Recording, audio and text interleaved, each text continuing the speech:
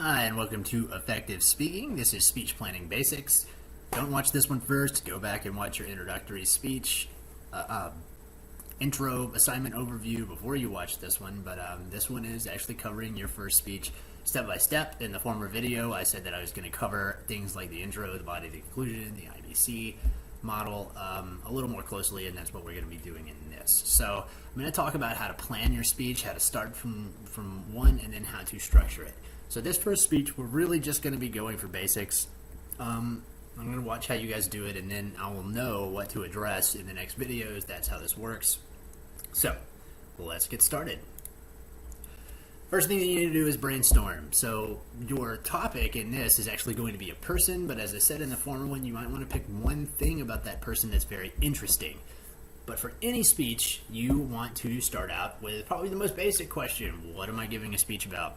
What is your topic? Now, the biggest mistake that people make is that they choose broad topics. Choose a narrow topic. A good rule of thumb is to take whatever seems like a good idea and then take 1 point from that idea. So here's an example. The platypus is the greatest creature known to man. This is way too broad. What about the platypus? So you got to break it down. We'll break it down to the platypus is pretty funny looking. If you don't know what one is, it has a beak, it has like a beaver tail, it lays eggs, it has claws. It's real funky, right? It lives in the water. It's a mammal, kind of, but it looks like a duck and it lays eggs like a bird. How did it get that way? This is a topic. How did the platypus get so weird looking? From here, you can choose sources and an approach. So, good sources will, in this speech, probably juxtapose explanations for the platypus. Science has kind of an answer. If you do more research, the platypus, actually, they're kind of not sure how it got that way. Evolutionary science is persistently stumped by the platypus. In fact, the creationist versus evolutionary argument oftentimes uses the platypus as a breaking, kind of argument for why, evolution isn't right because the platypus is so strange, right? Another one is like the banana. Oh, it fits in your hand. These are stupid arguments, but they are still arguments, right? So the platypus is actually a little more complex than you might think. Also, interestingly enough, there's some great local folklore about the platypus. So the native Australian people, the Aborigines, if you want to call them that, they have myths and stuff like that about the platypus because, it's been around and they were there as well. So they kind of know about it in their own way. In both of them, the explanation is quite funky. I'm not going to go into it here because this isn't a biology class. This is speaking. But great thing, right? Our approach now, topic is how did the platypus get the way it is? Topic is juxtaposing the scientific explanation with the approach is justifying the scientific explanation and also the folk explanation, sort of juxtaposing them next to each other. So it's great. Be an interesting speech, right? You get to juxtapose a folk tale and science to help maybe humorously explain how the platypus got so weird looking. Seriously, y'all, platypus is crazy. Go Wikipedia it. It is weird if you've never seen one. There's also some great documentaries on it. I personally love the platypus. It's between that and a penguin for my totem animal. So yes, platypus is the bomb. And we're going to continue to use the platypus. You will actually see it show up a lot in this course just because I really like it. So it will frequently be an example. Next thing you need to think about the event. So what is the occasion? Don't be ridiculous and say, every occasion in this public speaking class is the occasion of me speaking to the class. Okay, seriously, no. You need to actually think about what the event is. So for an informative speech, you're going to be informing your topic. What kind of event would you be informing your topic at? So you're trying to kind of simulate an actual public speaking engagement. In this case, it's, you're standing in your room, so it might be a little hard to imagine it. But just imagine that you are addressing a team of scientists talking about the platypus. And then all of a sudden, if you put yourself in that event, you'll be able to sort of write a speech for that event. Some occasions are formal, some aren't. Choose your language and delivering accordingly. So I kind of talk with you guys because I'm a laid-back professor or whatnot. But, address to the nines. Yeah. So listen. Just think about it, because you don't want to be saying, like, oh, dude, it's like this platypus was like totally had a, a beak, man. If you're addressing scientists, that's not how you do it. You want to be formal about it, etc., etc., etc. But if you're giving a humorous speech about the platypus, say to your friends or to a group of your peers, you can get away with some goofy stuff. Just be aware of what you're doing, because if you can justify it based on the event, then it's okay. Speeches don't always have to be uptight, and we'll watch some examples, and I'll have you do critiques on speeches that are actually really funny. You may even find some humorous ones in your Pearson thing, although those kids aren't that funny. Still, know the space and the venue in which you are speaking and know how to use the space. Always scope out the place where you're going to be speaking. Normally it would be in the front of a classroom, so you need to know how and where you can move, where people are seated, etc., etc., etc. If you're speaking in an auditorium or to a church or whatever, your temple, mosque, whatever, a religious place, you need to know what it looks like and all that kind of stuff. And also, each one of those spaces might entail that the event is different, so think about it that way as well. In online environments, knowing the space actually amounts to knowing your tools. So, where's your webcam? Where is it positioned? How far away can you be from the mic? What are your editing capabilities? What is the lighting like? Do you look like a washed out 90-year-old witch? Or do you look, full of life? Figure it out.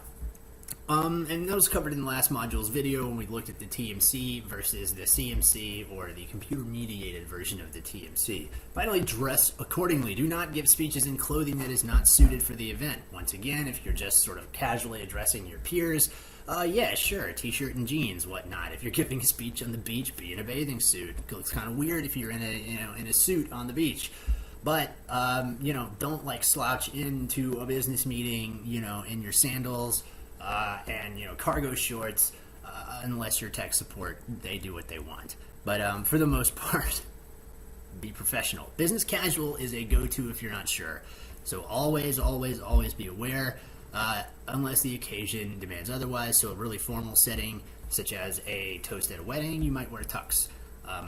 Just remember that. In this course, appearance is not really that big until the last speech. I'm going to ask you guys to actually choose appropriate clothing for your persuasive speech, so you'll need to do business casual. I will give you this one piece of advice, though. The speech feels more real. I'll give you just a general piece of advice for this class. Simulating an event, so saying this is my event, making one up for yourself, and then dressing for the occasion makes you feel like the event is actually happening. It's the same thing that we go back with video games, military training, all other kinds of things. These simulations, simulating it yourself, right, will help you do it. Also, I have found that dressing to the nines before I'm about to give a speech makes me feel better about myself. So I don't feel weird, if I'm dressed in a really nice suit and some sweet shoes or etc. I feel like I'm a little more impervious than if I was walking in there in some sandals with dirty toenails, and raggedy hair, smelling like I hadn't taken a shower in 2 weeks. And when I took public speaking back in undergrad, that's definitely what I did. And I did great in the class, but I always consistently got points off for appearance. But you know what? I was a punk rocker back then, so no, I'm not going to take the clothespins out of my jeans. Just remember that, grow up, move on. It's really nice. If you dress yourself up, it's kind of like a little ritual. And it also calms you down because you feel good, so you speak well. When you're brainstorming, you need to think about your audience. Knowing your audience is key. And we'll talk about audience analysis later on in the class, but I'm just going to do it very basic here. In this course, surprise, it's your fellow classmates, but what do you really know about them? You might want to take a time to look at HEC's information page and see what the student body actually consists of. Tip, it's primarily female, 67% or something like that, and the median age is 26. So skew younger and female. Tailor your language to your audience. So what language are young people prone towards? And this does not mean that you can use every other sentence. That is annoying even when you hear it. So you might know you're saying it, but if you do it, it's kind of annoying. I don't really know why, but it just gets in the way of your flow. Oh yeah, ending every sentence with a question. This is language that young people are prone towards that's not good.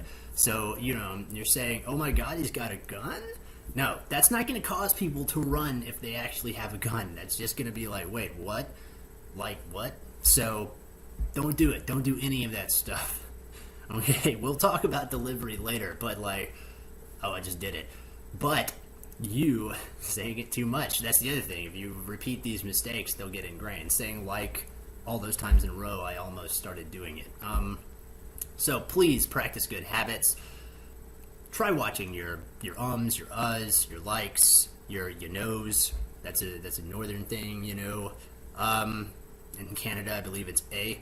So just watch out for those things. When I say what kind of language people are prone towards, it just means, can you be formal? Can you be informal? What about older audiences? If you crack a joke about Miley Cyrus twerking in front of a whole bunch of 80-year-olds, they're either going to be A, offended, or B, and have no idea what you're talking about. So, a joke about Frank Sinatra might go over well. Are there different ways of addressing males and females? So if it's an all-male audience, you might can talk about manly things. If it's an all-female audience, you might want to lay off of the rowdy jokes. I don't really know, but don't be sexist or make wacky assumptions about it. Just know that there are different things that you can talk about, and also just know that a mixed audience does mean that you have to make it accessible for everybody. So think all about these things. Structure, right? Intro, body, conclusion, the IBC. I made a root beer joke before, and I guess I'll make it again. IBC is not the root beer, it just means intro, body, and conclusion. Each speech must have an intro, a body, and conclusion. Go figure. The body of the speech must have a parallel structure. That's something we'll talk about, but what it means is that each body paragraph needs to be around the same length. So you can't have one body part of the speech, one body part. We can go with an analogy here. If you were drawing a human body, one arm wouldn't be way longer than the other, and one leg wouldn't be way longer than the other. That's crazy. It's like Quasimodo. You don't want a Quasimodo speech. So make sure that everything's in proportion. The body paragraph should be around the same length. They should be around the same time length. And the other thing is that you should use the same language for each and every one of them. We'll go more into depth in that, but just try for consistency when we're first starting out. So remember that. Now, in this introductory speech, you're really only going to have an intro, one body paragraph about something interesting, and then a conclusion. But when we get into the informative, you're going to need 3 body paragraphs, and then it becomes complex. And we'll talk about parallel structure and parallelism beyond that. But for right now, let's just say that it means they all need to be similar. You don't want a gangly body paragraph that's 10 minutes long, and then one that's, a body section that's 2 minutes, a 2 minute, and a 10 minute. That's not parallel. You want them both 5 or 7 or whatever. So most speeches have 3 body sections. That's what we'll be doing here. It's similar to a 5-paragraph essay if you've taken English. Each body thing or each body section covers a point that relates to your thesis. So you take your thesis. Thesis is a little bit of a broader statement, and then you break it down into points, and those points become your body paragraph. And we'll talk a little bit about it in a second, but I mentioned it in the thing. It's claim support, right? Claim support. It's really claim support transition, but we'll go over transitions later. The intro introduces the audience to the speaker and to the topic. First of all, don't start your speech out with "Hi, my name is." That's boring, okay? We'll talk about attention getters later in the intro, but you always want to open up with an attention getter. You can say "My name is blank" and why you're talking about it after you do the attention getter, but you still need to introduce yourself to the audience, and you introduce the audience to your topic. So that is the introduction. Also, and we'll cover this later in the course, it contains a really exacting overview, or what I like to call a roadmap of the speech, explaining exactly what will be covered. And then finally, the conclusion summarizes the body points, and each point gets a sentence usually. It also leaves the audience with a takeaway point in informative, or a call to action in persuasive. So, and when we get to the informative and persuasive, we'll talk about those a little more. By the way, your introductory speech is an informative speech because you're informing the audience about the person. You don't have an opinion about the person. You can't say, like, Ted is the stinkiest, dirtiest dude ever, and let me explain to you why he's so bad. Poor Ted, right? No, you just want to talk about Ted. You don't have an opinion about Ted. You just want to share some interesting things about Ted.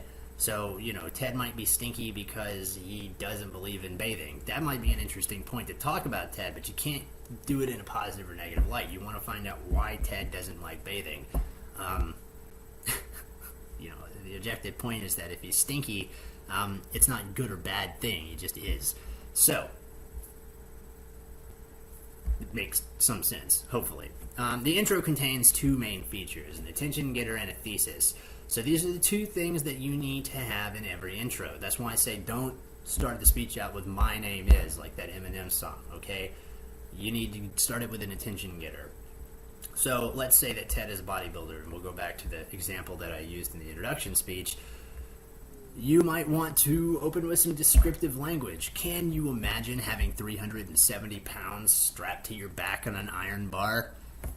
That's pretty intense, right? That's a lot of weight. So Ted does it every day. Hi, my name's blank, and so that's how you do it. That attention getter needs to come first, then you introduce yourself, then you introduce your topic with a thesis statement, and then you cover what's going on in the speech. But really, what we're focusing on are the two things, attention getter, right, and a thesis. These are the things that need to be in your introductory speech.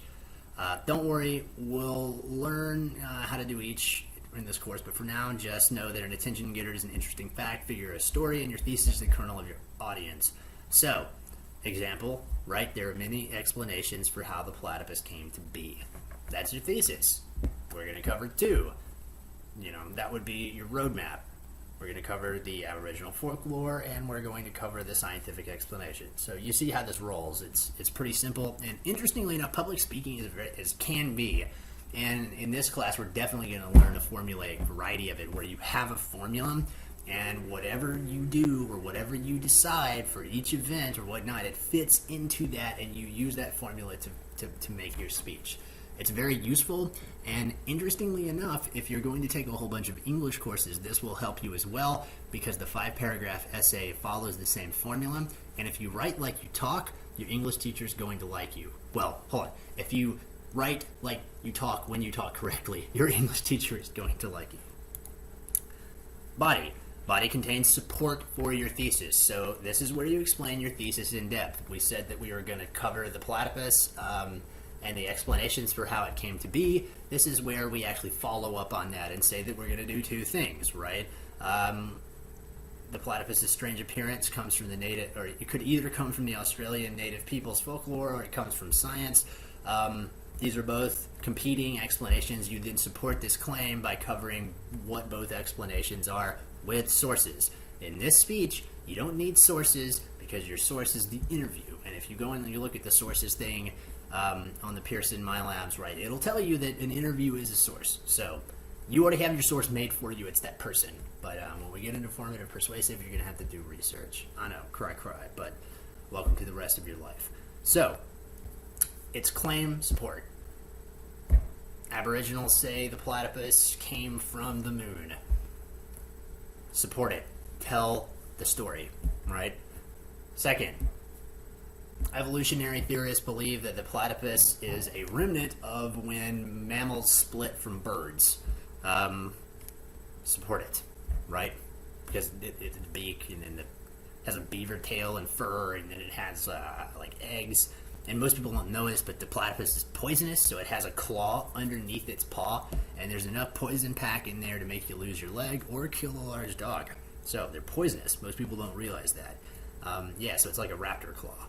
Anyway, very interesting. They're at that split point. I'm not going to go into it. Once again, this is not biology, but y'all, seriously, the platypus is the bomb. So, you support each claim by covering the explanations with sources.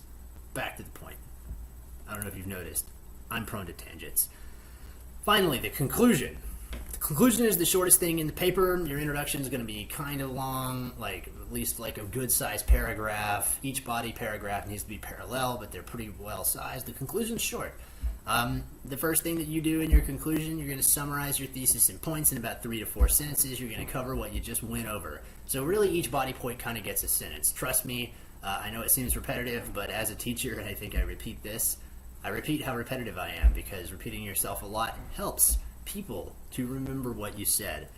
And people never remember what I say. So repeat yourself, because your audience is the same way. I have to do public speaking every day in my job, and then I have to do it on the computer, etc., etc. So just remember this. Also, end with another interesting fact and link that to your takeaway point. So you can follow up on the Aboriginal or scientific point, and then say, your takeaway point could be that maybe the origin of the platypus will never actually be known, because evolutionary science is a little confused about it. The Aboriginal legend, that it came from the moon, and I'm just making this up. I don't really know. I'm a bad public speaker because I didn't go and do my research, so I look like a moron talking about the platypus. But that's another reason why you do your research. But it's just an example, so give me a break. So you go back and then you cover and you have a takeaway point. So example, hopefully you'll know more about the possible origins of the platypus. We covered how the native people of Australia think about it, and also we looked at the evolutionary explanation. The truth is both are mysterious and both are kind of vague on it, so maybe we'll never actually know where the platypus came from. Such a strange creature inspires a lot of curiosity. Finding out more about the platypus is something you might want to do. So anyway, that's the end of this. That is what I'm looking for. This is the basics of what the speech needs to be. So, things I'm looking for. IBC, the root beer, right? Not the root beer. Introduction, body, conclusion. Okay? Those things need to be there, and then I need to see you make a claim and then support it with the source. The source being your interview. It's very simple. If you need to watch this again, go for it. I have the utmost faith in all of you, and like I said, closing the other video, just do it.